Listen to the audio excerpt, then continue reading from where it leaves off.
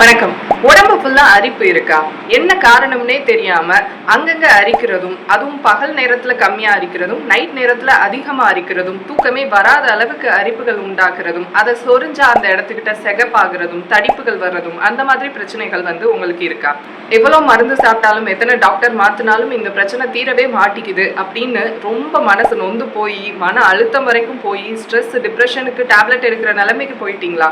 அப்போ உங்களுக்கான வீடியோ தான் இது. இந்த அரிப்புக்கான காரணம் என்னவா இருக்கும்னு நீங்க கண்டுபிடிச்சீங்கன்னு பார்த்தா எந்த ரீசனுமே இல்லைன்னு சொல்லுவாங்க. எல்லா டெஸ்ட்டுமே நார்மலா இருக்கு, ஆனாலும் உங்களுக்கு இந்த அரிப்பு இருக்கு அப்படின்னா நீங்க எல்லா விஷயத்தையும் எதெல்லாம் உங்களுக்கு அரிப்புகள் வருதோ அதெல்லாம் கண்டுபிடிச்சு அவாய்ட் பண்ணுங்க அப்படிங்கிறத தான் டாக்டர்ஸுமே சொல்லியிருப்பாங்க. ஸோ என்ன ரீசன்னால இது வருது அப்படிங்கிறது அன்னோன் காஸாக தான் இருக்கும்.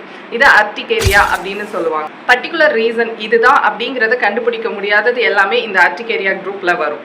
ஸோ இதுக்கான ரீசன் என்னவா இருக்கலாம் அப்படிங்கிறத நான் சொல்கிறேன். முதல்ல உங்களோட பிளட் சுத்தமாக இல்லாமல் இருந்துச்சு அப்படின்னா இந்த அர்டிகேரியா திரும்ப திரும்ப வந்துக்கிட்டே இருக்கும். எவ்வளோ மெடிசன்ஸ் எடுத்தாலும் அந்த டைமில் கண்ட்ரோல் ஆகும், பட் மறுபடி வந்துக்கிட்டே இருக்கும். செகண்ட் ரீசன் அப்படின்னு பார்த்தோம்னா, நம்ம லிவரில் மெட்டபாலிசம் ஒழுங்காக நடக்காது. லிவர் மெட்டபாலிசம் பாதிக்கப்படும் போது கண்டிப்பாக உடம்புல பிரச்சனைகள் அதிகமாகும். அதுவும் இந்த அரிப்பு சார்ந்த பிரச்சனைகள் இன்னும் அதிகமாகவே இருக்கும். இன்னும் வேற என்னெல்லாம் ரீசனாக இருக்கும் அப்படின்னா, உணவு பழக்க வழக்கங்கள். நம்மளோட ஃபுட் ஹேபிட் கண்டிப்பாகவே வெளியில் வாங்கி சாப்பிட்றதா இருக்கட்டும், பேக்டு ஃபுட்டு இல்லை ஜங்க் ஃபுட்ஸாக இருக்கட்டும், டின்டு ஃபுட், இந்த மாதிரியான இதை அதிகமாக சாப்பிட்டுட்டு வரப்பையும் கண்டிப்பாக இந்த பிரச்சனை வரும். இன்னொன்று, செடன்ட்ரி லைஃப் ஸ்டைலில் உள்ள பல பேருக்கு இந்த பிரச்சனைகளை நம்ம பார்க்குறோம். அதுவும் நிறைய ஐடி பீப்புள்ஸ் இந்த பிரச்சனைனால பாதிக்கப்படுறாங்க. இன்னொன்று மெயினான ரீசன் அப்படின்னு பார்த்தோம்னா, மலச்சிக்கல் பிரச்சனை இதுக்கு ஒரு மெயினான பிரச்சனையாகவே இருக்கு. நான் சொன்ன இந்த விஷயங்கள்ல எது உங்களோட காஸா இருக்கு அப்படிங்கிறத முதல்ல கண்டுபிடிங்க. அந்த காஸ் கண்டுபிடிச்சு அதுக்கேற்ற மாதிரி அதை ஸ்ட்ரென்தன் பண்றதுக்கான ஃபுட் ஐட்டம்ஸை நீங்க எடுத்துக்கிற மாதிரி இருக்கும். அண்ட் இதுக்கான ஹோம் ரெமெடி என்ன பண்ணலாம்? சரி, இத்தனை பிரச்சனை சொன்னேன், இது எல்லாத்துக்குமே ஒரே ஒரு ஹோம் ரெமெடியில பண்ணிடலாமா அப்படின்னு கேட்டா கண்டிப்பா பண்ணிடலாம். ஸோ என்ன அது? அருகம்புல் கஷாயம். ஸோ இந்த அருகம்புல்லை எங்கே போய் கண்டுபிடிக்கிறது? அடுத்த கொஸ்டின். இந்த அருகம்புல் பொறுத்த வரைக்கும் லோக்கல் பூக்கடைகளில் நீங்கள் அருகம்புல் மாலையாகவே வச்சுருப்பாங்க. ஸோ அதில் ஒரு முழமோ 2 முழமோ வாங்கிக்கிட்டாலே உங்களுக்கு போதுமானது. இல்லை அப்படின்னா கோயில் பக்கத்தில் உள்ள பூக்கடைகளில் இது கிடைக்கும். ஸோ அதை ஃப்ரிட்ஜில் வாங்கி வச்சுக்கோங்க. டெய்லி காலையில் எழுந்தவுடனே இந்த அருகம்புல் ஒரு 10 புல் அளவுக்கு எடுத்து நல்லா வாஷ் பண்ணிவிட்டு அதை குட்டி குட்டியாக கட் பண்ணி ஒரு பாத்திரத்தில் போட்டுக்கோங்க. அண்ட் அது கூட 10 மிளகு சேர்த்துக்கோங்க, 1/2 ஸ்பூன் சீரகம், ஒரு சின்ன இன்ச்சு இந்த அளவுக்கு விரலி மஞ்சள் இல்லைன்னா மஞ்சத்தூள், அந்த மஞ்சள் தூளை நீங்களே ப்ரிப்பேர் பண்ணதாக இருக்கணும். இல்லை அப்படின்னா அந்த விரலி மஞ்சளை நல்லா இடித்து அது கூட சேர்த்துக்கோங்க.